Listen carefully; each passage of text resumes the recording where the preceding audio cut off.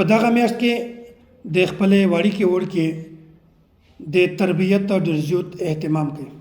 خپل وړوکی ژوندکی دومره چې هغه 7 کاله ته رسېدلی وي یا په 7 کاله نه یغ عمر زیات وي، یخ ته د روژې ترغیب ورکوئ، یخ ته د روژې فضایل بیانوئ، یخ ته د تراویح فضایل بیانوئ، یخ ته د نور اعمال فضایل بیانوئ، ترغیب ورکوئ چې بچیا دا عمل کا، بچیا دا چار کا، بچیا نن روژه ونیسه، سبو یې خیر دی منسه، 15 ورځې منسه. کم از کم چې په یوه میاشت کې دا ژوندکی په یوه کال کې 2 ورځې ونیسي، راون کال ته بیا 15 ونیسي، بیا 10 ونیسي، بیا انشاءالله چې کله دا ژوندکی ستر شي بیا ته د دغه شي زحمت نه کوي چې خپل ژوندکي ته د دغه شي ترغیب ورکوي، دغه ژوندکي عادت جوړ شي، دغه ته خوند ورکړي چې په ذکر کې په دا عمل کې څومره خوند دی. د میاشت د وړکې زندګي نن سبا تباه ده، په کور کې ماحول نشته، دیني ماحول نشته، ژوندکی چې لږ سترېږي موبایل دی په لوس کې، وړوکی وي هم موبایل دی، ډراما ده، غلط فلمونه دي،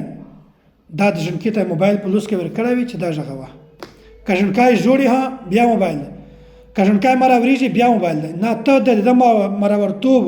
د ده ژاړو دا په بله طریقه نشي ورکولی. دغه ډېرې زیاتې طریقې دي د هغې اهتمام کوي. د ژوندکي صلاحیت مه خرابوئ.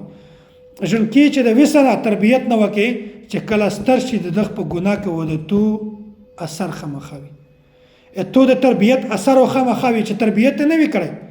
غلطي خې تو د ژوندکی خو پوی تش نه پیدا. نو ژوندکي د تربیت ډېر زیات اهتمام کوي. د روژې ترغیب ورکوئ، روژې رانیسئ او داسې تلاوت ته کو،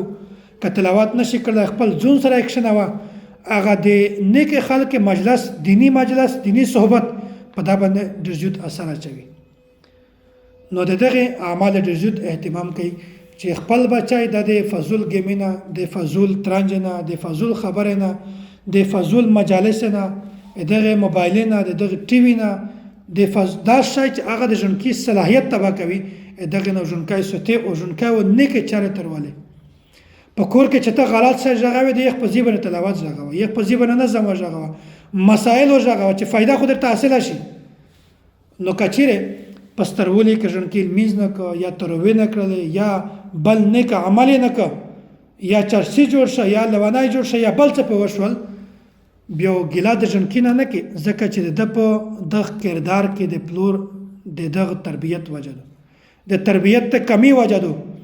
چې د خپل بچي تربیت په صحیح طریقه سره کړی وای، نو دا ژوندکی په سیخه لري روان وای.